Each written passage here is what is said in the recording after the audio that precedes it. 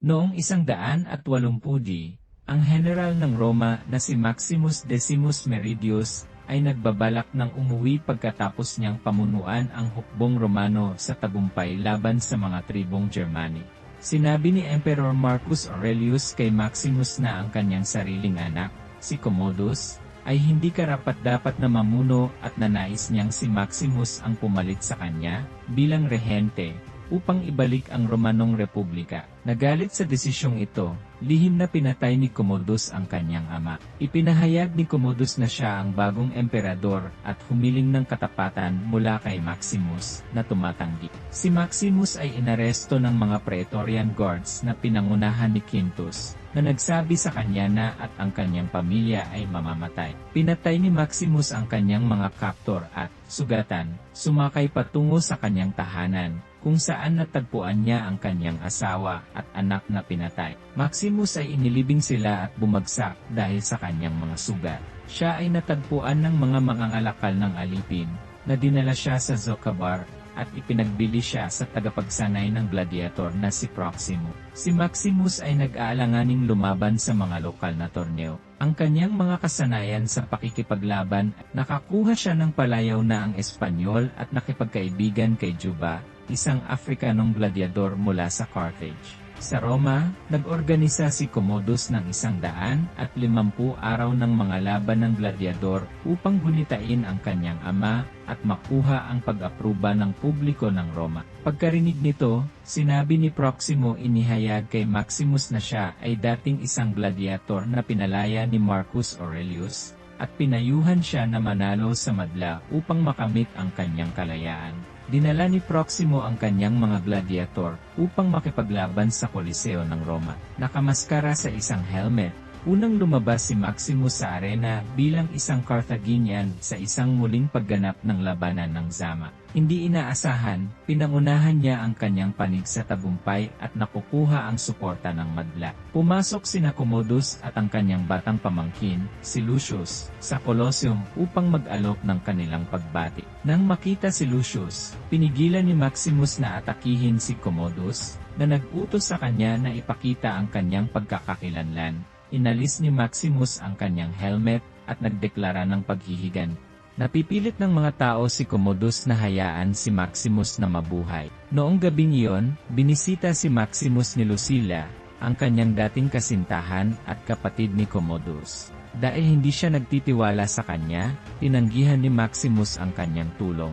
Inayos ni Commodus ang isang duelo sa pagitan ni Maximus at Tigris ng Gaul, isang hindi pa natatalong gladiator. Maraming mga tigre ay inaatake si Maximus, ngunit siya ay nagwagi. Sa kagustuhan ng madla, inutusan ni Commodus si Maximus na patayin si Tigris, ngunit pinatawad ni Maximus ang kanyang buhay bilang pagsuway. Bilang tugon, ang mga tao ay sumisigaw Maximus the Merciful, na nagalit si Commodus. Upang provokahin si Maximus, tinukso siya ni Commodus tungkol sa ang pagpatay sa kanyang pamilya.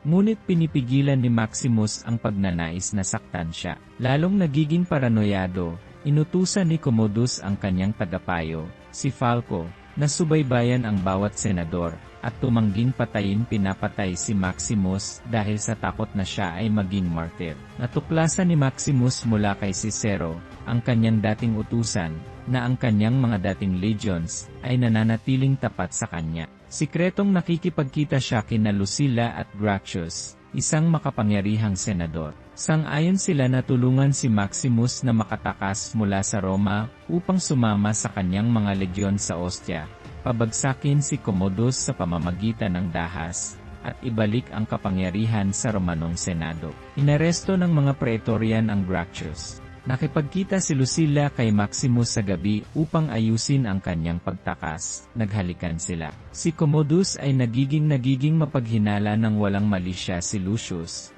anak ni Lucilla, na hindi sinasadyang nagbigay ng pahiwatig tungkol sa bala.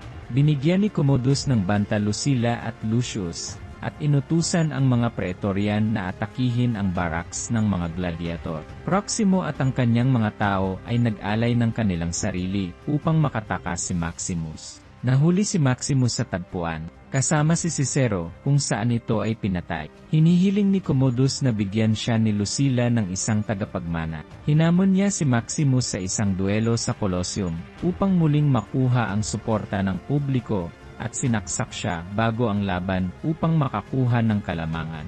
Sa kabila ng kanyang pinsala, inalis ni Maximus ang sandata ni Commodus sa laban.